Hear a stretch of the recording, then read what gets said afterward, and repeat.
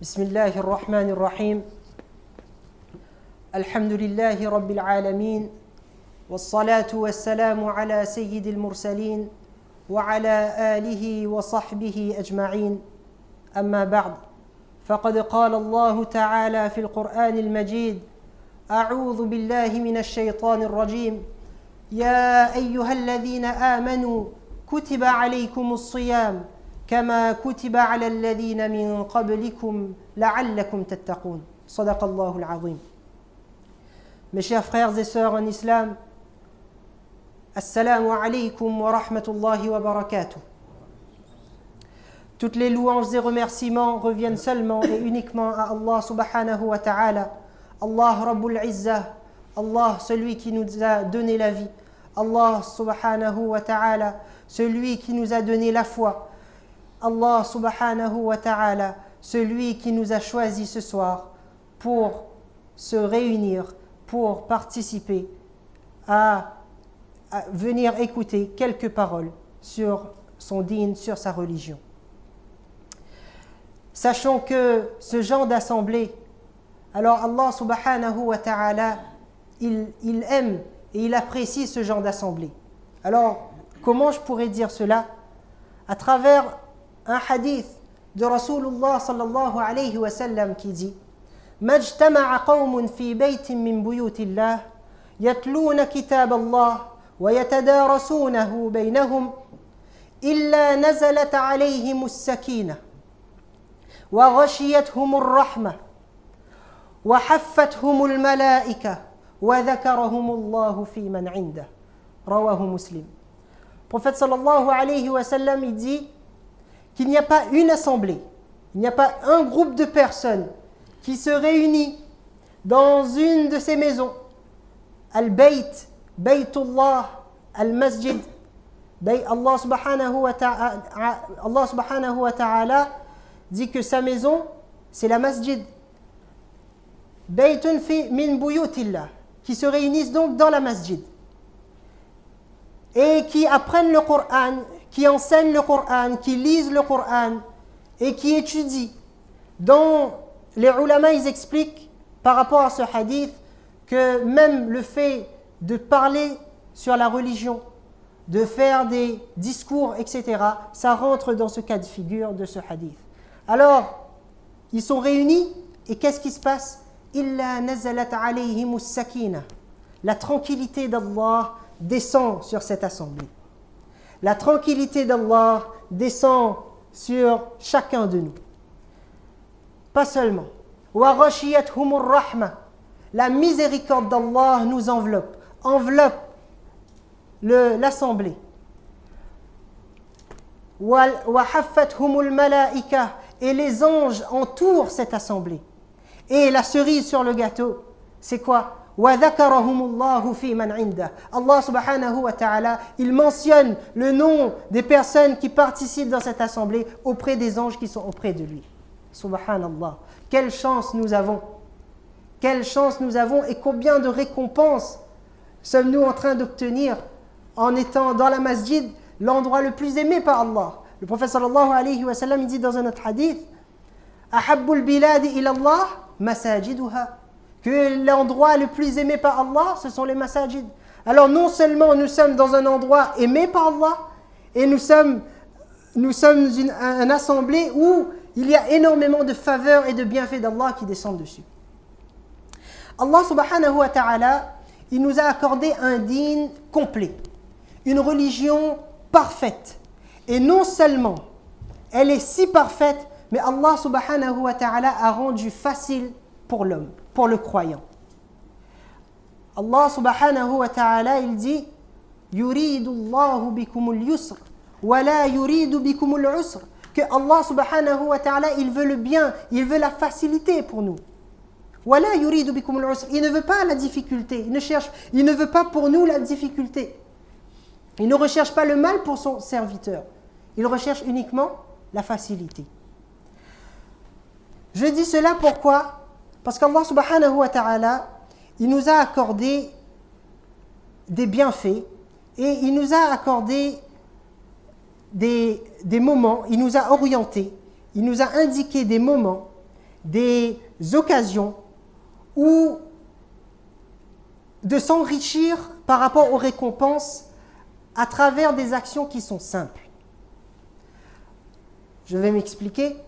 Le prophète sallallahu alayhi wa sallam, il nous enseigne énormément de hadiths, énormément de paroles, comment le croyant il doit être intelligent, comment le croyant il doit profiter des occasions faciles pour obtenir énormément de récompenses. Le prophète sallallahu alayhi wa sallam, il nous enseigne que une personne qui récite par exemple 3 fois la souratul Ikhlas, Qul huwa Allahu ahad, une personne qui récite 3 fois la souratul Ikhlas, alors quelle récompense il a? Cette personne aura la récompense de celui qui a lu un khatmul Qur'an en entier. Action facile, récompense énorme. Un autre exemple. Est-ce que nous voulons obtenir la récompense d'un hajj accepté, d'un hajj mabrour auprès d'Allah? Allah subhanahu wa ta'ala, le prophète sallallahu alayhi wa sallam, il nous enseigne une action facile pour obtenir cette récompense. Souris avec tes parents. Fais un sourire avec tes parents et tu auras la récompense d'un hajj mabrour. Pas la récompense d'un grand pèlerinage, mais d'un grand pèlerinage qui est accepté auprès d'Allah. Autre action, une salah accomplie à la masjid, nous savons tous, équivaut à 25 ou 27 fois plus qu'une salah qui est accomplie à la maison. Action facile, énormément de récompenses. Encore une autre action, nous recherchons la baraka dans notre temps.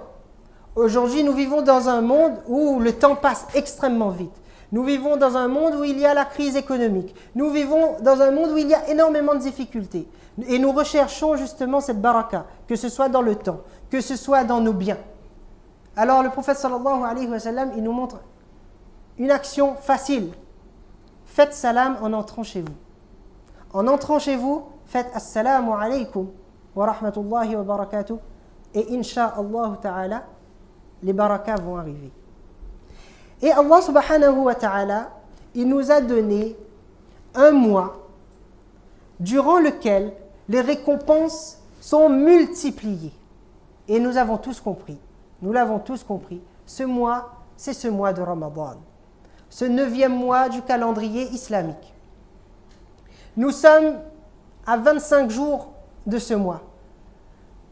Après Maghrib, nous sommes entrés dans 6e Sha'ban. Donc 25 jours avant l'arrivée de ce mois de Ramadan. Et nous avons pensé que il est judicieux de parler justement comment se préparer pour accueillir de la meilleure des façons ce mois de Ramadan. Le prophète sallallahu alayhi wa sallam dit que lorsqu'arrive la première nuit du mois de Ramadan, alors il y a un ange qui est chargé de faire une annonce. Et qu'est-ce qu'il dit aux croyants, cet ange? Ya baghi al-khayr, aqbil, wa ya baghi al-shar, aqsir, wa lillahi utaqa'u min an-nar, wa dhalika kulla layla, rawahu at-Tirmidhi. Que cet ange il dit, ô vous ceux qui aspirent au bien, ô vous ceux qui veulent, ô vous ceux qui voulaient faire le bien, alors approchez, venez faire de bonnes actions. Et ô ceux qui aspirent au mal, abstiens-toi, retiens-toi, éloigne-toi des péchés. Et toutes les nuits, durant ce mois de Ramadan, Allah subhanahu wa ta'ala, il délivre les gens du feu de l'enfer. C'est un mois durant lequel les portes du paradis sont ouvertes. Rasulullah sallallahu alayhi wa sallam dit إذا جاء رمضان فتحت أبواب الجنة وغلقت أبواب النار وصفدت الشياطين رواه مسلم. Lorsqu'arrive le mois de Ramadan, alors les portes du paradis sont ouvertes. Les portes de l'enfer sont verrouillées, sont fermées. Et les démons sont enchaînés. Alors qu'est-ce que cela signifie? Cela signifie que Allah subhanahu wa ta'ala, il fait descendre sa rahma, il fait descendre sa rahma durant ce mois énormément. Et tellement il envoie sa rahma, quand on dit que les portes du paradis sont ouvertes, cela signifie quoi? Que l'homme, il est plus à même d'obéir à Allah subhanahu wa ta'ala. Il est encouragé, il est poussé et il est incité à faire le bien.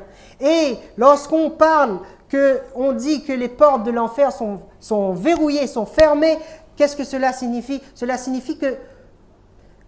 Alors, pour les péchés, là, on est prêt, on arrive à s'éloigner des péchés. On n'a plus envie, on n'est plus penché, on n'a plus envie d'être tenté par ces péchés. Et les démons sont enchaînés. Alors une question quand même se pose.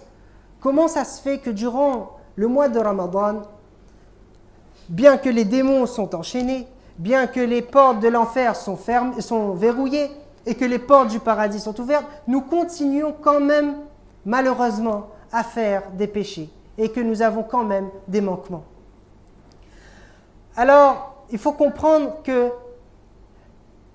Shaitan n'est pas notre seul ennemi. L'ennemi du croyant, l'ennemi de l'homme, ce n'est pas seulement Shaitan. Nous avons d'autres ennemis. Notre ego, notre nafs. Alors, ce nafs-là, il nous tente tout le temps. À chaque fois, il va nous insuffler, il va nous tenter par rapport aux délices de ce bas monde, par rapport aux tentations qu'il y a. Et le croyant, c'est celui qui va faire l'effort, qui va s'efforcer à dompter cet ego-là. Nous avons d'autres ennemis. Un autre ennemi, ce sont les pulsions, nos shahawat, nos passions, que nous nous laissons dominer par nos passions. Et il y a également nos mauvaises habitudes. Les mauvaises habitudes. Durant le mois de Ramadan, souvent, nous pensons que, justement, Allah subhanahu wa ta'ala, il a fait fermer les portes de l'enfer. Du coup, nous n'allons pas commettre des péchés. On va attendre le jour où on va regarder la lune, le soir là, et puis on va arrêter de faire des péchés. Non, ça ne se passe pas comme ça. Pour se réformer, pour enlever les mauvaises habitudes, ce n'est pas le travail d'une journée, ce n'est pas le travail d'un ou deux ou 3 jours, mais c'est un travail, c'est une préparation qui se fait sur le long terme. Et c'est pour cela que ce mois de Ramadan, c'est l'occasion de se préparer de la meilleure des façons. Tout comme les grands événements se préparent. Lorsque nous avons un examen à passer, les jeunes qui vont passer le bac par exemple, alors nous savons que pendant 1 année ou même 2 années, nous allons étudier, s'efforcer, se mettre à fond pour justement réussir cet examen-là.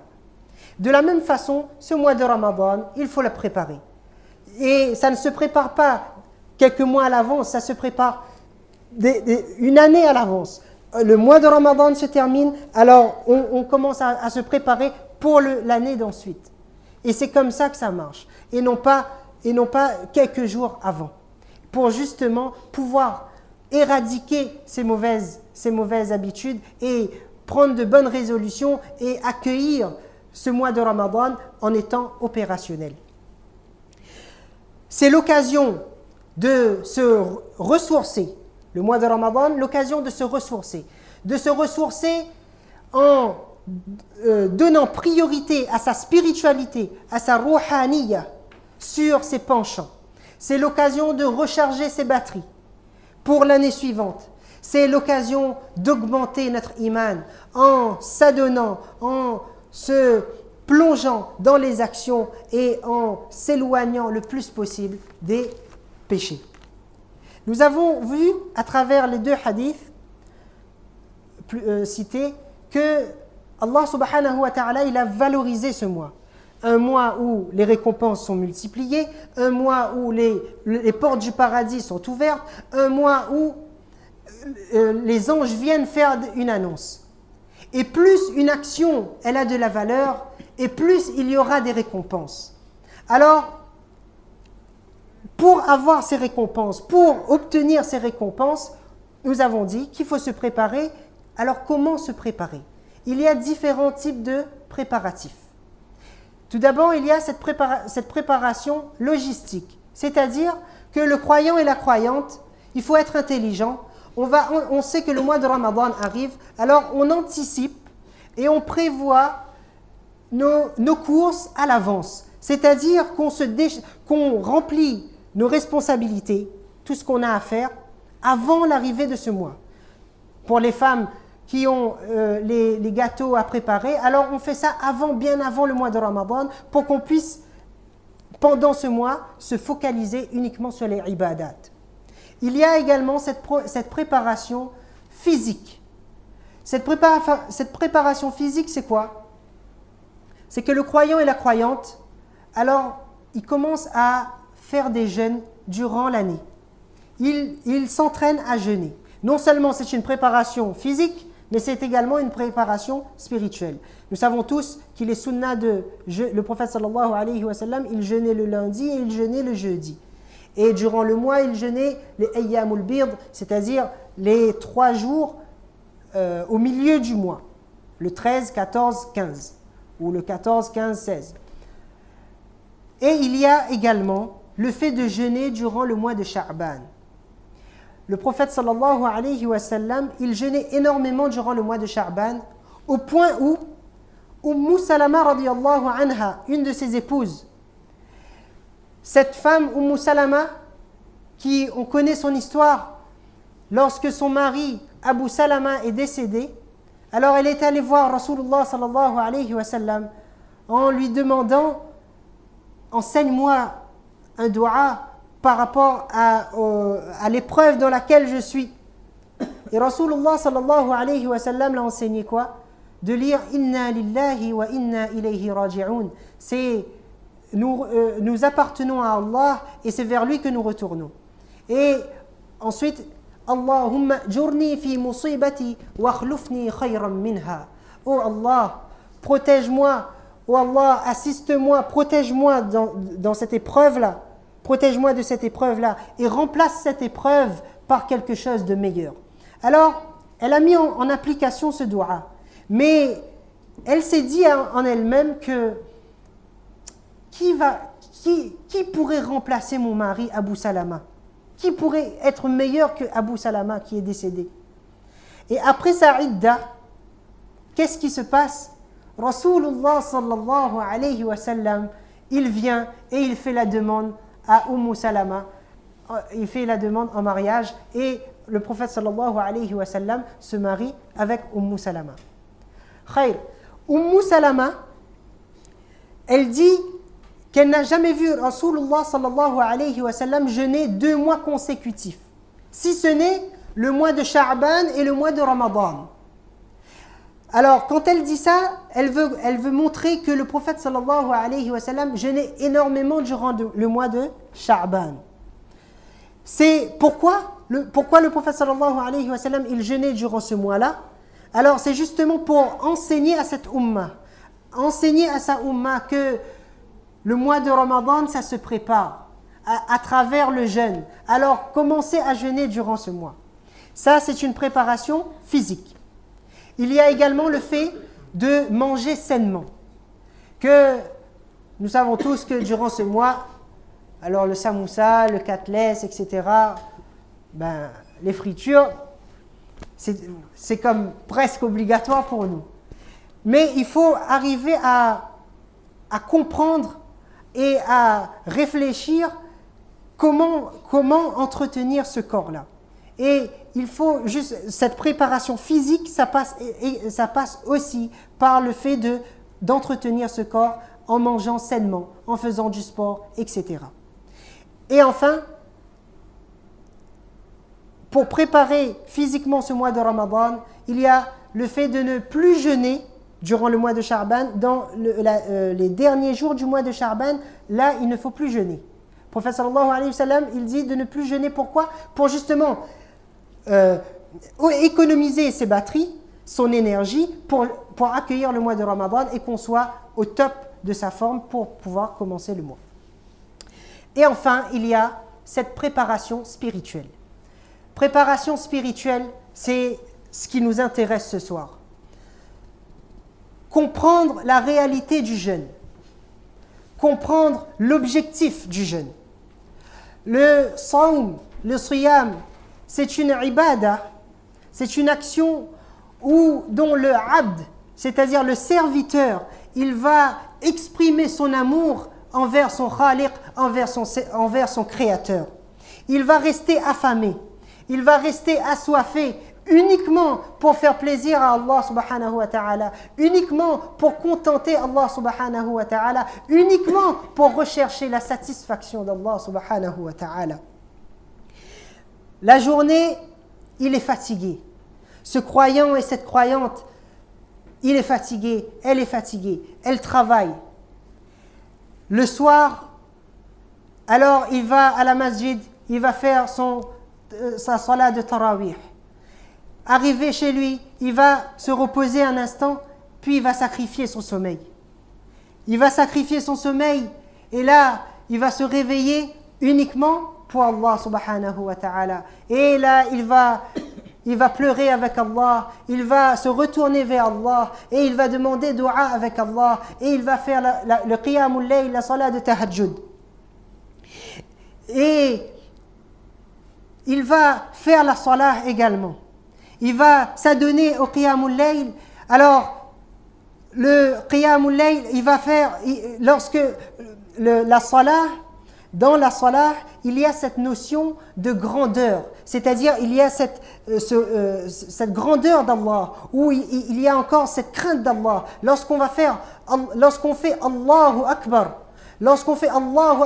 qu'on prononce que Allah il est grand, que Allah il est le plus grand, et qu'on sait qu'à ce moment précis, on rentre en relation avec Allah subhanahu wa ta'ala, qu'on est dans le royaume d'Allah subhanahu wa ta'ala et qu'on est en train de dialoguer avec Allah subhanahu wa ta'ala. Lorsqu'on dit Alhamdulillahi Rabbil Alamin, Alhamdulillahi Rabbil Alamin, toutes les louanges reviennent à Allah.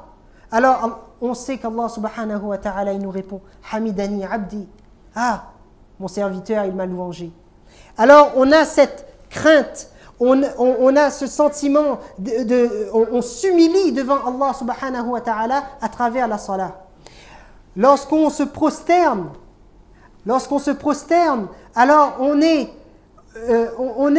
comme si qu'on est devant le pied de Ar-Rahman, devant les pieds de Allah subhanahu wa ta'ala. Les pieds d'Allah ne sont pas comme l'homme il pourrait imaginer. Ça appartient à Allah. C'est justement donc le sujoud qu'on va faire, on sait qu'on s'humilie devant Allah parce que Allah il est le plus grand. Alors autant il y a cette notion de respect, autant il y a cette notion de crainte dans l'action de la salat, et autant dans le siyam, autant dans le jeûne, il y a cette relation de mahabba, d'amour entre le Créateur et son serviteur. Le croyant, on l'a dit, il va sacrifier son sommeil, il va sacrifier sa faim, il va sacrifier ses pulsions uniquement par amour pour Allah subhanahu wa ta'ala.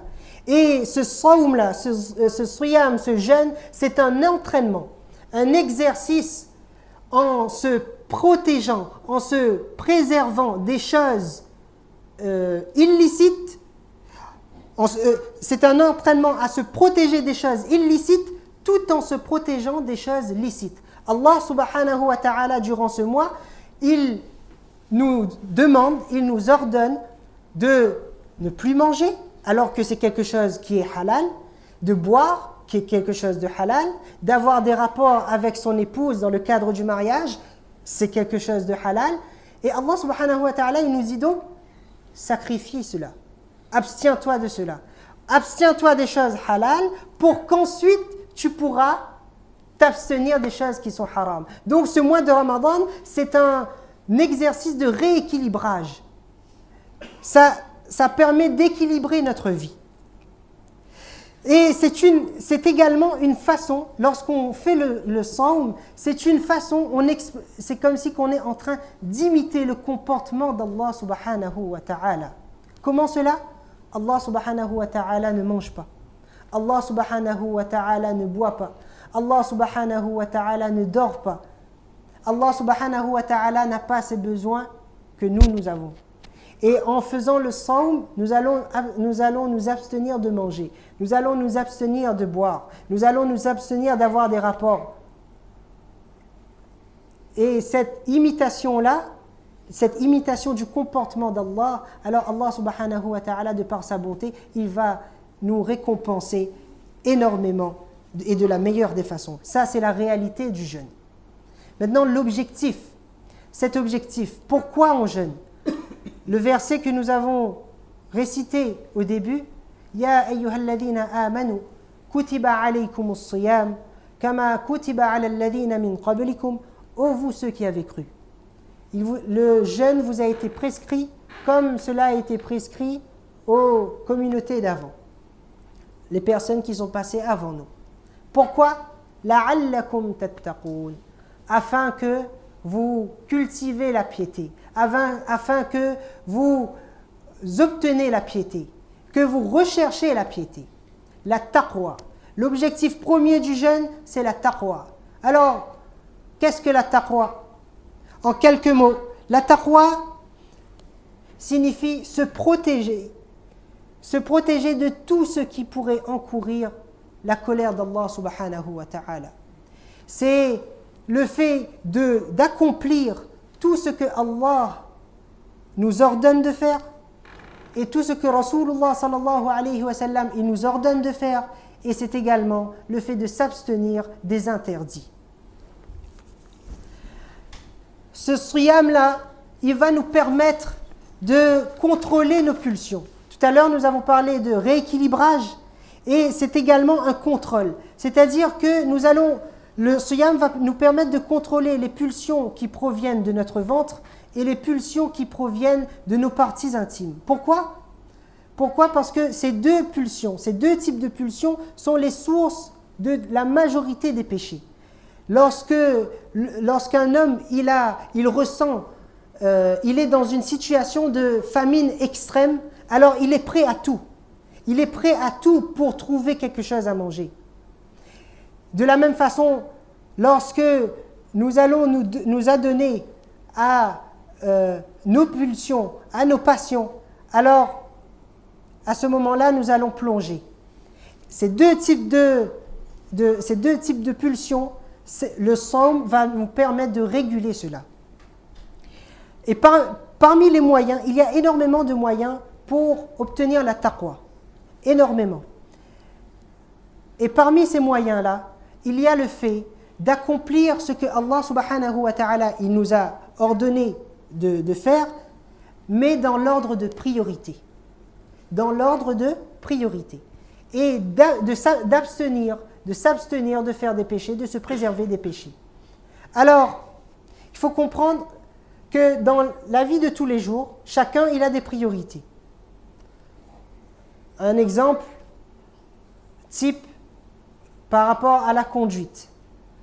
Nous savons tous que lorsque nous conduisons, alors il y a des priorités. Par exemple, la priorité à droite. Ou encore, lorsque nous avons un travail, alors nous savons que notre priorité, c'est de travailler convenablement pour obtenir justement un salaire. De la même façon, dans le dîn, il y a des priorités. Il existe deux types de a'mal, deux types d'actions. Il y a des actions qui sont apparentes, zahira. Et il y a des actions qui sont batina, qui sont intérieures. Parmi les actions qui sont apparentes, il y en a ceux qui sont obligatoires de faire et il y en a ceux qui sont surérogatoires. Par exemple, parmi les actions zahira, donc apparentes, qui sont obligatoires, il y a nos 5 salawats par jour. Il y a le sawm du mois de Ramadan, il y a le hajj. Mais il y a également le fait de délaisser les péchés. Le fait de délaisser les péchés, ça rentre dans le cadre des actions qui sont obligatoires pour le croyant. Et il y a des actions qui sont surérogatoires, comme le fait de donner la sadaqa ou autre. Et dans les actions intérieures, batina, il y a également des actions qui sont obligatoires et des actions qui sont surérogatoires. Dans les actions obligatoires, nous savons tous, il y a la base le fait de croire en Allah, amantu billah wa malaikatihi, aux anges, wa rusulihi, aux messagers, wal yawmil akhir, wal qadri khayrihi wa sharrihi min Allah ta'ala, wal ba'thi ba'da al-maut. Il y a ce côté de croyance pure où il est obligatoire à nous de croire. Et il y a également le fait de développer en soi les qualités telles que le shukr, la reconnaissance, le tawadu', l'humilité, le ikhlas, la sincérité. Toutes ces actions sont obligatoires pour nous de développer en soi. Et il faut bien comprendre que ce ne sont pas des actions à prendre à la légère, qu'on se dit ça je ferai après, je donne priorité à la salat. Non, toutes ces actions sont obligatoires. Comme la salat, elle est obligatoire, alors le fait de développer en soi le bon comportement, le fait de développer en soi ce shukr, ce tawadu', alors c'est aussi obligatoire. Et il est également obligatoire pour nous d'enlever, d'entretenir ce cœur-là, d'enlever ces maladies spirituelles telles que l'orgueil, la jalousie, l'ostentation, etc., etc. Toutes ces maladies sont obligatoires à nous d'enlever de nos cœurs. Tout comme lorsqu'on est malade, on va voir un docteur pour trouver un remède, alors de la même façon, lorsque le cœur il est malade, nous avons besoin de remède.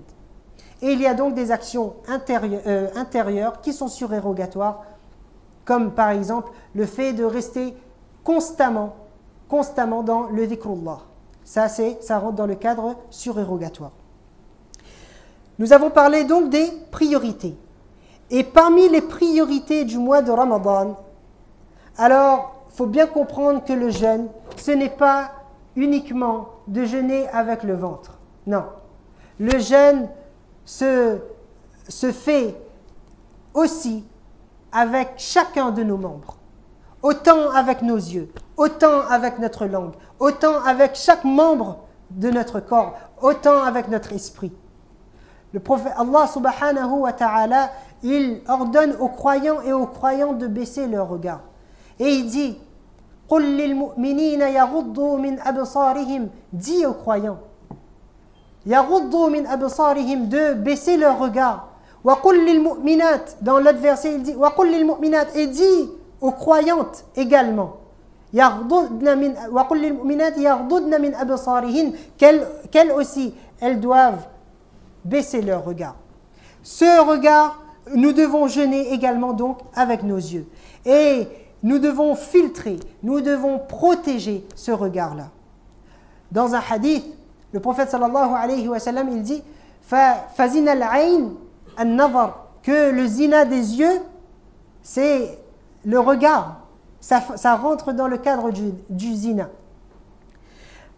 Et ça, le croyant, celui qui est reconnaissant, celui qui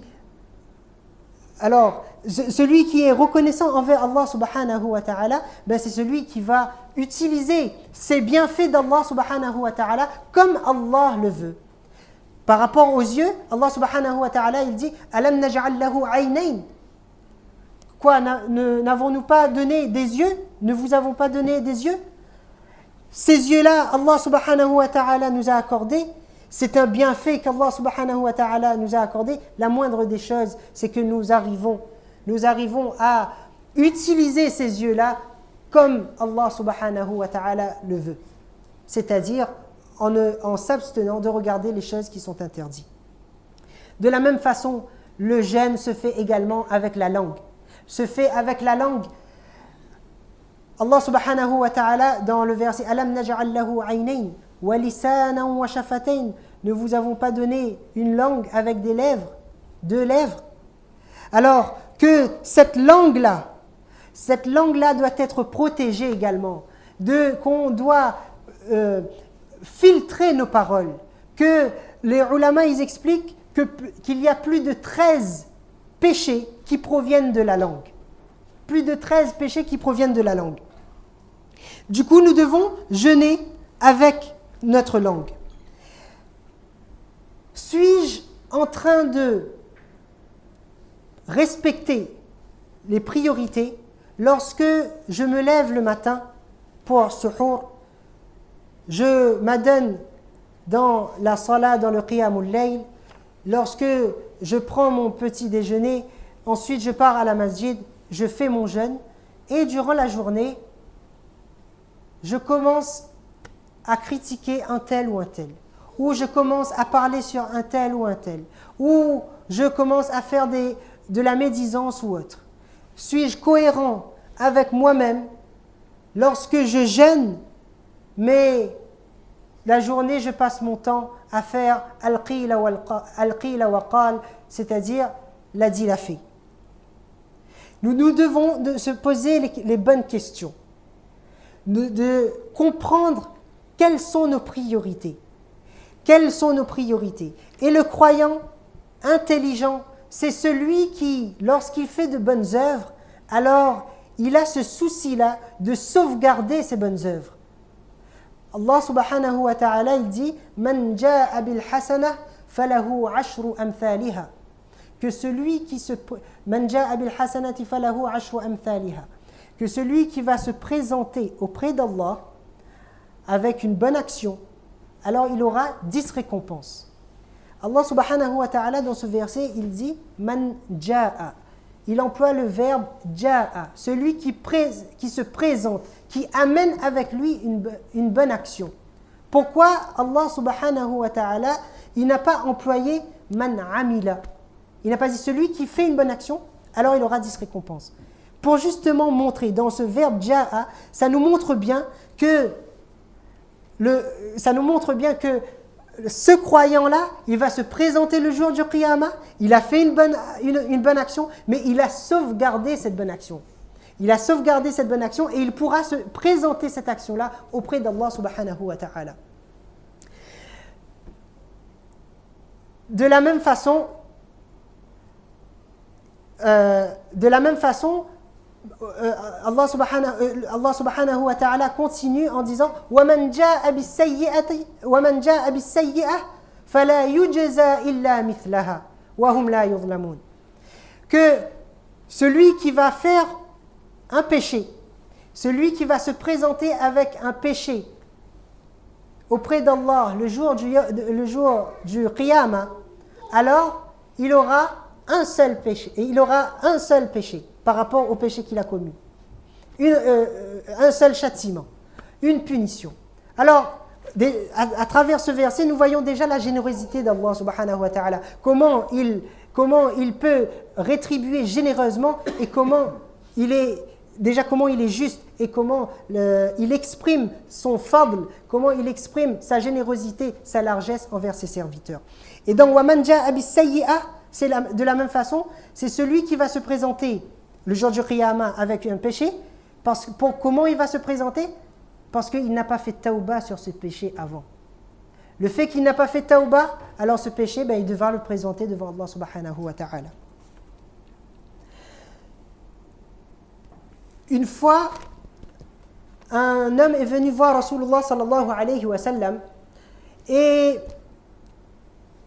il dit au prophète sallallahu alayhi wa sallam, au prophète d'Allah, il y a une femme qui est réputée pour faire énormément d'actions, beaucoup d'actions, beaucoup de salat nawaf. Là on parle d'actions surérogatoires. Par rapport aux obligations, ça c'est la base, on doit les faire même.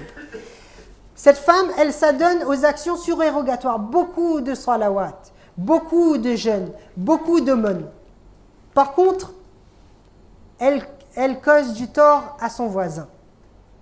Alors, qu'est-ce que tu en penses de cette femme-là? Alors le prophète sallallahu alayhi wa sallam, il répond directement, hiya fin nar. Elle sera dans le feu, directement, sans explication. Alors le prophète sallallahu alayhi wa sallam, cet homme-là, il continue et il demande au prophète sallallahu alayhi wa sallam, au prophète d'Allah, il y a une autre femme. Elle est réputée pour ne pas faire beaucoup d'actions. Elle ne fait pas beaucoup de salawat. Elle ne donne pas beaucoup d'aumônes, si ce n'est que des morceaux de fromage. Par contre, elle ne cause pas du tort à son voisin. Elle ne cause pas du tout de tort à son voisin. Alors le prophète sallallahu alayhi wa sallam, qu'est-ce qu'il dit? Hiya fil jannah. elle sera dans le paradis. À travers ce hadith, ce hadith nous montre clairement les règles de priorité. Causer du tort à quelqu'un, c'est haram. Faire des actions surérogatoires, c'est mustahab, ça fait partie des nawafil. Quelles actions nous allons donner priorité?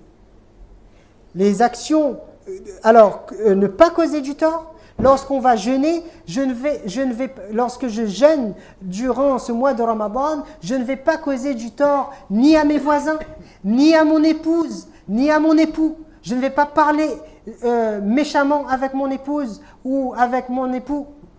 Je vais bien agir avec mes enfants. Je vais adopter la noblesse de caractère. Le jeûne, c'est un tout. Le jeûne, ce n'est donc pas que le fait de rester affamé, de rester assoiffé, et puis le soir, lorsque le soleil se couche, et puis on commence à manger. Non. C'est vraiment tout un état d'esprit que l'on doit adopter. Et donc, le but, notre objectif, c'est de faire de bonnes actions. Faire peu, mais avec qualité. Faire peu, mais avec constance. Le prophète sallallahu alayhi wa sallam, il dit, l'action le plus aimée par Allah subhanahu wa ta'ala, ce sont les actions qui sont faites avec constance. Même si ces actions-là même s'il n'y a pas beaucoup d'actions, si on ne fait pas beaucoup. Alors, on peut se dire également, donc, vaut mieux qu'on lise peut-être un peu moins le Coran, c'est-à-dire on réduit notre quantité de Coran, mais qu'on agit bien avec les autres, ou qu'on respecte les autres, ou qu'on se préserve de la calomnie, qu'on se préserve de la médisance et qu'on se préserve des autres péchés. Est-ce que le but, c'est de faire énormément de khatmul Qur'an, de faire énormément de récitation du Qur'an, de salawat, mais que ça n'apporte pas grand-chose, spirituellement, ça n'apporte pas grand-chose parce qu'on reste et on persiste même dans ces péchés-là. Vaut mieux faire peu, mais avec qualité, mais qui va nous pousser et qui va changer justement notre vie. Nous sommes dans cette préparation spirituelle et cette préparation passe également par un tawbah sincère. Retourner vers Allah subhanahu wa ta'ala. Non pas attendre que le mois de Ramadan commence pour faire un tawbah, mais commencer dès maintenant. Commencer dès maintenant, se retourner vers Allah subhanahu wa ta'ala par rapport à nos faiblesses, par rapport à nos manquements, reconnaître qu'on est faible, que l'être humain a été créé faible, reconnaître ses erreurs et qu'on demande à Allah subhanahu wa ta'ala de nous pardonner. Regretter les péchés que nous faisons et justement mettre en pratique cet ordre d'Allah subhanahu wa ta'ala, où Allah subhanahu wa ta'ala il dit Ya ayyuhalladhina amanu, ô vous ceux qui ont apporté foi, toubu ilallahi tawbatan nasuha, repentez-vous vers Allah d'un repentir sincère. Lorsqu'Allah subhanahu wa ta'ala il interpelle le croyant Ya ayyuhalladhina amanu, ou encore Ya ayyuhal insan, ou encore Ya ayyuhan nas. Ça c'est comme le croyant, il doit bien comprendre et il doit être connecté avec le Coran, que Allah subhanahu wa ta'ala il est en train de s'adresser à moi. Il est en train de dire Ya ayyuhalladhina amanu, c'est comme si que je suis en train de dire mon gars, arrête de faire des erreurs, arrête, viens, repens-toi, s'il te plaît, repens-toi. C'est Ya ayyuhalladhina amanu, cette interpellation d'Allah, il est doux. Allah subhanahu wa ta'ala, il est doux. Allah subhanahu wa ta'ala, il est clément. Et ne pas penser, et ne pas se dire, et ne pas se laisser tromper en pensant que j'ai énormément de péchés, c'est impossible qu'Allah subhanahu wa ta'ala puisse me pardonner. Tout le monde possède des péchés. Mais Allah subhanahu wa ta'ala, sa rahma dépasse sa colère.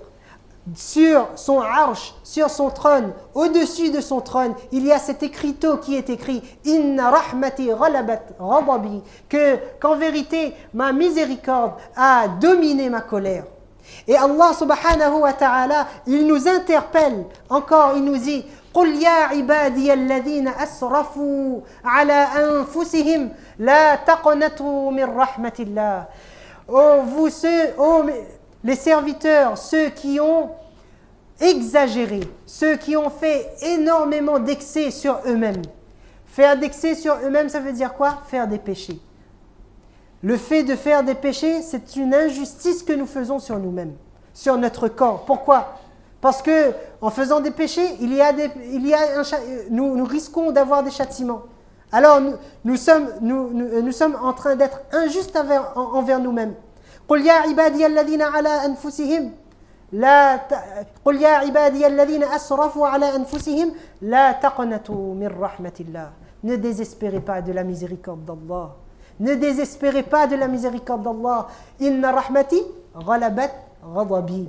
Que sa miséricorde, elle domine son courroux. Et Allah subhanahu wa ta'ala, il peut nous pardonner. Et il nous pardonnera lorsque nous allons retourner vers lui. Il attend que nous venons. Allah subhanahu wa ta'ala, le prophète sallallahu alayhi wa sallam, il nous enseigne dans un hadith que lorsque nous allons venir vers Allah en marchant, Allah subhanahu wa ta'ala vient vers nous en courant. Il suffit de montrer notre volonté, d'avoir une bonne volonté, de reconnaître ses erreurs et de retourner vers Allah subhanahu wa ta'ala. Cette préparation spirituelle passe également par cette connexion avec le Coran, se reconnecter avec le Coran, prendre cette habitude dès maintenant de lire le Coran. Il y a lire le Coran, il y a également comprendre le Coran. Depuis combien d'années nous sommes sur terre? Depuis combien d'années nous lisons le Coran? Depuis combien d'années nous faisons la salat et nous lisons la sourate al-Fatiha? Mais malheureusement, nous ne savons pas ce qu'Allah subhanahu wa ta'ala est en train de nous dire. Allah subhanahu wa ta'ala, il nous donne en cadeau ce livre. Shahru Ramadan alladhi unzila fihi al-Qur'an. Le Coran a été révélé dans ce mois de Ramadan. Alors, c'est l'occasion donc de se reconnecter avec ce Coran. Et donc, Allah subhanahu wa ta'ala, il nous a donné ce Coran en cadeau. Malheureusement, nous ne comprenons pas ce que nous lisons. Quelle tristesse pour nous-mêmes, quelle grande perte pour nous-mêmes. Lorsque nous lisons, le croyant, il lit plus de 17 fois ou plus de 30 fois la sourate al-Fatiha dans la journée à travers les salawats, si on compte les sunnahs avec. Plus de 30 fois. Alhamdulillahi Rabbil Alamin. Toutes les louanges reviennent à Allah. Et connaître que Allah subhanahu wa ta'ala, lorsqu'on lit cette sourate al-Fatiha, Allah subhanahu wa ta'ala, il dialogue avec nous.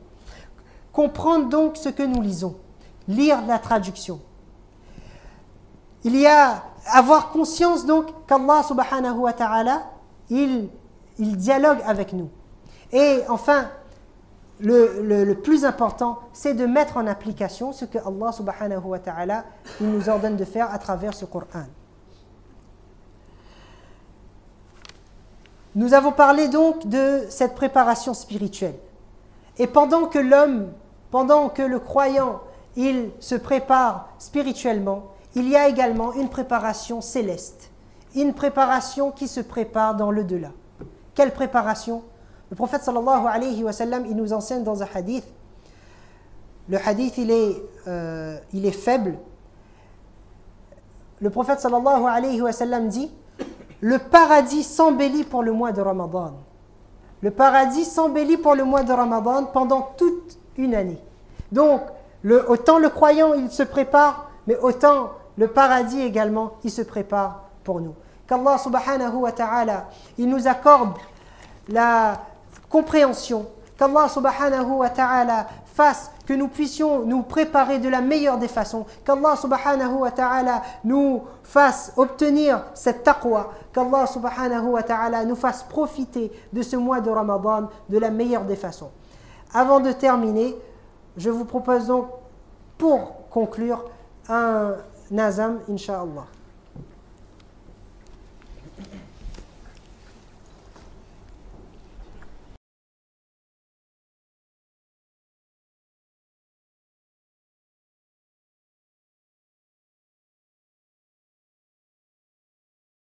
يا نور الهلال أقبل تعال فالشوق طال والقلب سما نحو السماء مترنما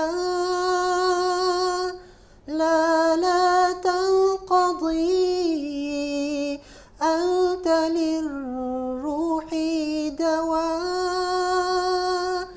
رمضان رمضان رمضان يا حبيب رمضان